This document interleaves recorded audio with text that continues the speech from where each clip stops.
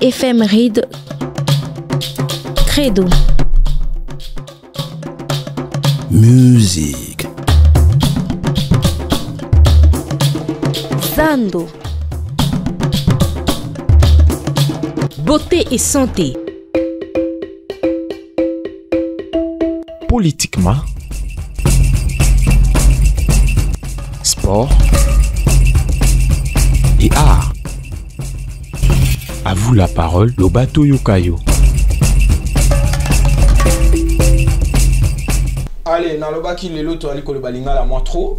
Tara mercredi et kandapé ali dollar et komata vie et komi motu ya makasi côté au ban levé bande konabiso, trafic d'organes ali ko salema wana Kinshasa donc compliqué. On ne sait plus quoi faire. Gouvernement Koto et au gouvernement provincial azali ko accuser la police et la police na tourna ya zong si bal na ka yango bila. Donc, biloko na wenzi aliko ya komata, on ne sait plus vini ni tozali komene na ville province à Kinshasa, nyon se komi compliqué, nyon se komi passe. Na ba quartier mususu mai aliko bimate tozana elanga et puis poussière eza partout, bande ko bazali ko bongsa banzela bazo zo même tenter à ko boire kama ko asperger mai pona ko éviter poussière et déranger ba usager ou encore ba passant donc compliqué. Mutuna na mituna ka secteur nini ya mboka oyo bakonzi ba maîtriser exactement ce que koti boye nyonso ezali mibeko yali okotambola selo mibeko bilinga okende na sport kabulo yali ko sala mambo na ndenge na ozonga na musique Catherine Foura katunga ali ko kamba pe na ndenge na oya na fonction publique donc okende na communication et médias Patrick Mouya ya beta généraux lelo ba retomber ti lelo tozilaka. Apparemment, rien ne change après avoir déconnecté la chaîne Moussousou. Bon, pour aujourd'hui, tout le monde quand même établi insécurité dans la ville province à Kinshasa.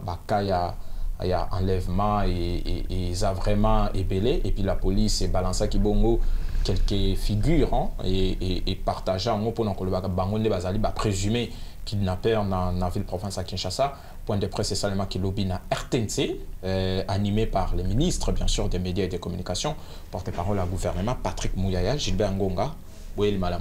Merci Makila, merci également aux auditeurs de iWeb Radio de nous faire confiance tous les jours, tous les matins, pour cette belle expérience matinale. Voilà, dit que comme ça, d'emblée, comme ça, on va prendre déjà notre sujet du jour, le ministre des médias et communications, Patrick Mouyaya, accuse comme ça l'opposition d'être derrière l'insécurité grandissante dans la ville-province de Kinshasa concernant bien sûr les cas de kidnapping.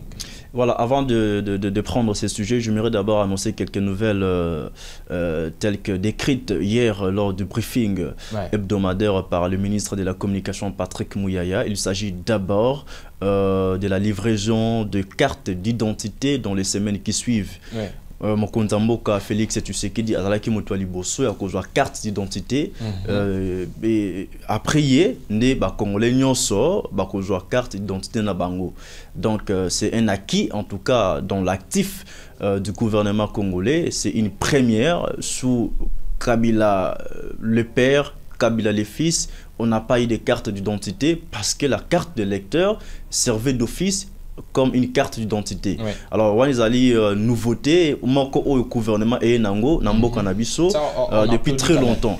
Voilà. Là, c'est la première bonne nouvelle. On espère que ça allait bien, ma photo limitée. Ça bien. En tout cas, j'espère aussi que ça allait bien, photo limitée en couleur. Oui, on a une copie à Kadimati. Mais on sait que copie en partout. Mais je pense que on est à la malam. Nous sommes en tout cas confiants et positifs. Là, c'est la première bonne nouvelle. La deuxième bonne nouvelle, c'est que en fait, le gouvernement a aussi rassuré sur la tenue des élections le 20 décembre 2023.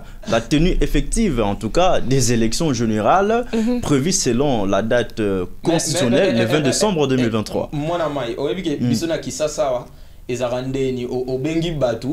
to dame bache biloko toliat batunyo so babi to biso tolia na biso tolia yo mo webi babi gango ko kinila oyo oza élection mo ba ko kinila ngo pouvoir en place te non ba ko kinila te. Les opposants savent ce qu'ils font en fait. Ils ont un retrait stratégique pour contenir l'ennemi.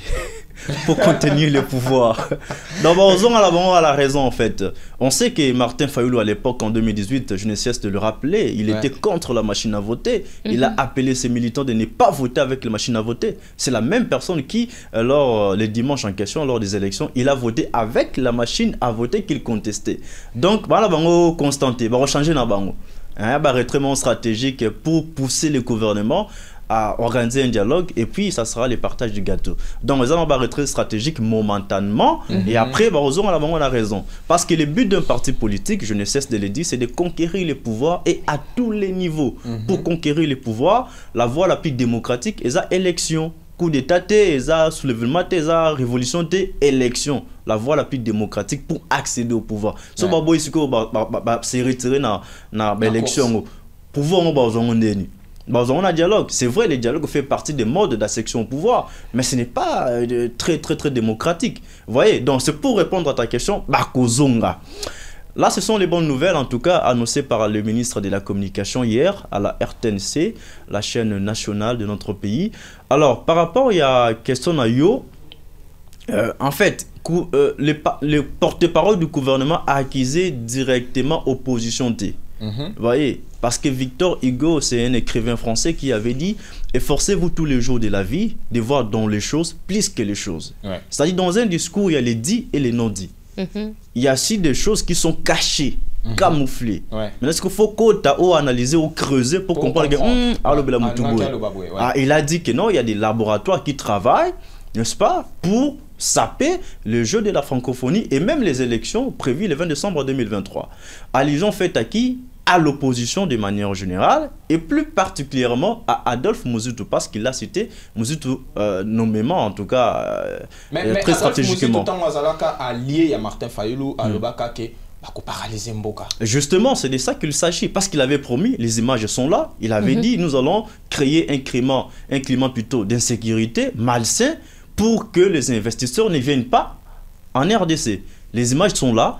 Donc c'est de lui qu'il s'agit. Il avait promis et aujourd'hui il y a beaucoup de cas d'insécurité au niveau de Kinshasa, siège des institutions et partout ailleurs dans toutes les provinces presque de notre pays. Donc, et ça profite à qui? Ça profite, mais tout ça c'est l'opposition. Ça profite à qui? Tous ces cas d'insécurité créés dans le but de saper, de saboter les jeux de la francophonie ou soit les élections. Je dis bien si c'est vrai. Parce que l'opposition actuelle, c'est une opposition stratégique.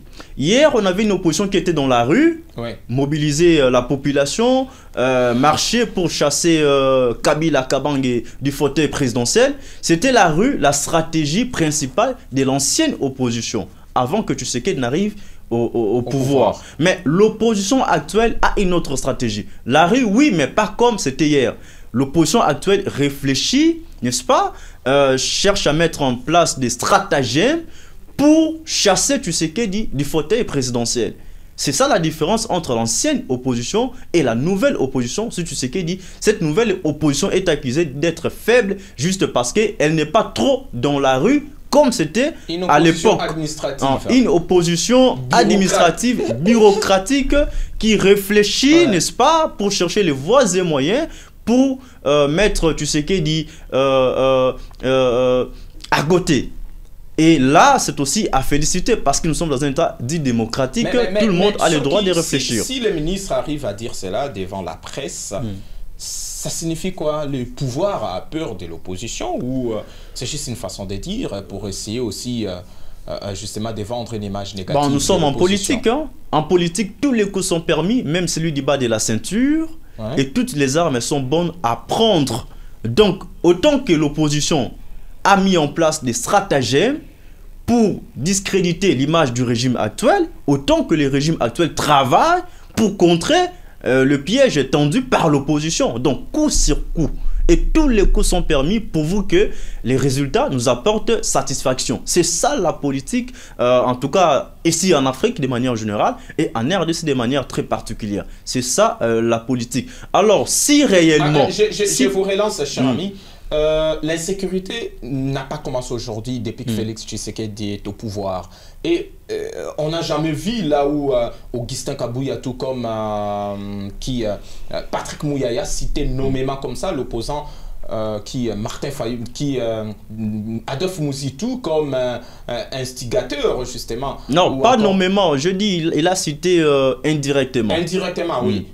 Mais aujourd'hui, si on arrive à citer, d'ailleurs, Fayoum, Augustin Kabouya a cité nommément Adolphe Mouzitou comme la personne, justement, qui a promis à faire quoi, installer comme ça, instaurer comme ça un climat d'insécurité pour que Tshisekedi n'arrive pas à bien gouverner. Mais est-ce que ce n'est pas par rapport à sa position prise concernant le processus électoral, parce que celui-ci aussi était comme si un peu proche du pouvoir, mais après son entrevue avec le président de la centrale électorale, il a posé des préalables qui ne semblent pas du tout comme ça arranger le pouvoir en place. Voilà, il a posé 3 préalables, sauf erreur de ma part. Le tout premier, c'est que les habitants, la population de Kwamout, de Rutshuru et des Massis doivent être enrôlés autant que les autres Congolais. C'est le premier préalable. Deuxième préalable, il faut que le bureau de la CENI soit récomposé. Et le troisième préalable, c'est l'audit du fichier électoral. Est-ce que c'est pas par rapport à ça qu'aujourd'hui on tire à bout portant sur Adolphe Mouzitou? Bon, oui et non à la fois, hein, parce que je vous ai dit tantôt que la politique, dans la politique, tous les coups sont permis. On doit tirer sur lui autant que lui tire sur les régimes actuels. Donc, c'est ça la démocratie, c'est ça même la beauté de la démocratie. La démocratie rime avec la contradiction, rime avec les contre-attaques. C'est ça la beauté de la démocratie. Donc dans la démocratie, il n'y a pas une pensée unique, comme ce fut le cas sous Mobutu. Comme Mobutu parle, en tout cas, Binoutou. Boyoki. Aujourd'hui, on sent qu'il y a des voix contraires, des positions contraires, des contradictions partout par-ci par-là. Et ça, c'est vraiment très bien dans un pays dit démocratique comme le nôtre. Alors, Mouzitou, après avoir posé ces préalables, on se pose la question si c'est réellement retiré du processus électoral ou bien et c'est juste un retrait stratégique. Mais préalable à poser, et ça peut moi quoi enrôler, quoi monte, quoi enrôler. Surtout que nous avons un cas de jurisprudence. En 2018, il y a des territoires qui n'ont pas voté. Le Beni Boutemou, il y avait l'insécurité. Oui, justement. Mais Nord Kivu aussi, de manière générale, c'est les fiefs de l'opposition. Les provinces où il y a l'insécurité, n'est-ce pas, sont les fiefs de l'opposition. Sozi Ituri, Ozu Nord Kivu. Ce sont les 2 provinces où il y a beaucoup de gens qui contestent Tshisekedi et son régime. Et ces gens-là veulent en tout cas le renouvellement de la classe politique. Vous voyez? Donc c'est naturel en fait. C'est depuis très longtemps, depuis des années, les provinces où il y a l'insécurité, en tout cas, les gens n'aiment pas les régimes. Donc c'est tout à fait normal que la CENI ne parvienne pas à enrôler les gens à Kwamout parce qu'il y a beaucoup de poches d'insécurité, que la CENI n'arrive pas à enrôler les gens à Rutshuru, à Masisi, qui sont les fiefs de l'opposition, on a dit ce qu'on ne vient pas, mais on a un cas de jurisprudence parce que la jurisprudence est l'un des sources de droit. Vous voyez, puisqu'en 2018, il y a eu quelques territoires qui n'avaient pas voté, on peut aussi les faire en 2023, ça ne pose aucun problème. Donc, les revendications de l'opposition prouvent plutôt à suffisance que l'opposition n'est pas prête pour aller aux élections. Parce qu'elle sait que le régime actuel va la battre à plate couture. Voilà pourquoi elle multiplie des revendications sur revendications afin de dialoguer avec le gouvernement et de reporter les élections à une autre date. Pendant ce temps-là, il y aura un gouvernement d'union nationale, un gouvernement de coalition nationale dans lequel on va retrouver quelques têtes d'affiche de l'opposition politique. Supposons que token élection de Patrick Mouyaya lobby dans le mois de décembre, élection Salemi, et que Fayoum aalité, Mouzitou aalité, Kabila aalité, Jean-Marc Kabound aalité, Bakeina Moïse, na Matata Pogno, na Delis Sesanga. Hein? Tshisekedi élu président de la République. Est-ce que vous avez le même problème toi en Angolelo? Problème ni. Problème, il y a légitimité, il y a pouvoir. Non, bon, le président est légitime quand il est accepté par la majorité de la population. Dans ces cas, on dit que le président est légitime. Le président est légal quand il est proclamé élu par et la CENI et ces résultats-là sont confirmés par la Cour constitutionnelle. Ouais. Dans ces cas, on dit que le président est légalement élu. Ouais. Donc la légitimité dépend de l'adhésion de la population, n'est-ce pas, au président de la République proclamé élu. Jusqu'aujourd'hui, Fayoulou Atikala jamais condamné Tshisekedi est président de la République. Jusqu'aujourd'hui. Oui. Pour lui, c'est lui le président élu. Voilà. Mais puisque c'est lui le président élu. Je dis, maintenant, est-ce que Tokozon a même problème? Non, le problème. C'est Tokozon Anango. 2006, après que la CENI ait publié Kabila président élu, bah, contestation avec Kébélé, opposition, et même une partie de la population, une grande partie même de la population, bah, contesta qui Victoria Kabila Kabange. 2011, même scénario, bah, proclamer Kabila président, population dans l'opposition, bah, contester. Tu sais que tu as prêté serment à l'imiter, dans la Bible, prêter serment. 2018, même scénario. Tu sais que du président Martin Fayoulou a contesté. Donc même en 2023, même si tous ces opposants prennent part aux élections, si Tshisekedi sera proclamé élu président de la République, en tout cas, ils vont contester cette victoire de Tshisekedi. Donc je vous dis, peu importe ce qu'on peut faire, il y aura toujours des contestations. Mais ça dépend de l'intensité des contestations. Mais parce qu'en 2018, Tshisekedi a été élu président de la République, il y avait des contestations, mais pas comme en 2006, pas comme en 2011, parce qu'on sait que Tshisekedi est issu de l'opposition.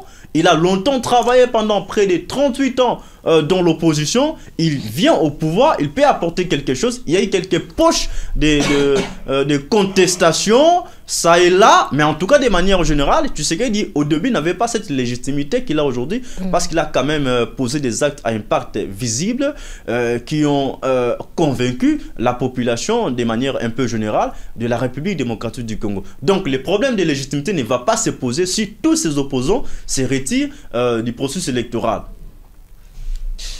Voilà, tu ici pour la mokola lelo. Vraiment. Na sepeli na tutu diakandi abwe na yako loba. De la lobité, ya loba. Soki alobia maman opposante. Par moment soki azoloba na mona lowa F Bazaiba muto aloba. Moni F Bazaiba oyo tango zakana. Bazan batre. Tango zakana na ngambo, hein. Mais lelo F Bazaiba au moment la soupe. Comme une major. Mais ce que j'aime avec F Bazaiba, c'est pas les sujets, il y a un juste raccordement frauduleux, c'est que en 2018 Tomba proclamé Tshisekedi président, elle avait contesté les résultats. Bon, tu as mis tout dernièrement dans un média de la place. Ouais.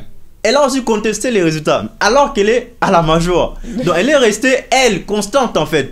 La même déclaration faite hier, elle a fait aujourd'hui. Elle n'a pas changé, même si elle est au pouvoir. Bon, ça n'engage qu'elle, cette déclaration qu'elle a faite. Parce que secrétaire général, il y a MLC, on sous-entend qu'il y a lobby au nom. Il y a formation politique, il y a famille politique. Justement, mais après, elle avait précisé que ce qu'elle dit n'engageait qu'elle. Hein? Donc, il y a ni Bemba, ni Moko. Ça, j'aime en tout cas avec F Bazaiba. Elle est restée constante. Des femmes pareilles, Baza Souming était dans le Congo. De temps en temps, il faut savoir se taire et puis observer seulement. Parce que Franck, Nalobata Franck Abato, parce que tu as posé toutes les questions que j'aurais posées et parce que Gilbert a tout dit. Donc, je garde mon énergie pour le reste des émissions de la journée. C'est cet esprit qui parle en elle. L'esprit de la douceur. Envoyez cette dame pour toujours. On a fini. Merci beaucoup. Et on se retrouve comme ça demain pour un tout nouveau numéro de la tranche d'animation matinale. Allez, toi aussi, Sananani, Mokobe ou Faveur Mokoko? Non, Faveur Mokoko. Rémunérateur que j'ai dédié personnellement à Kandiki Salumbungu Mata. Tokos.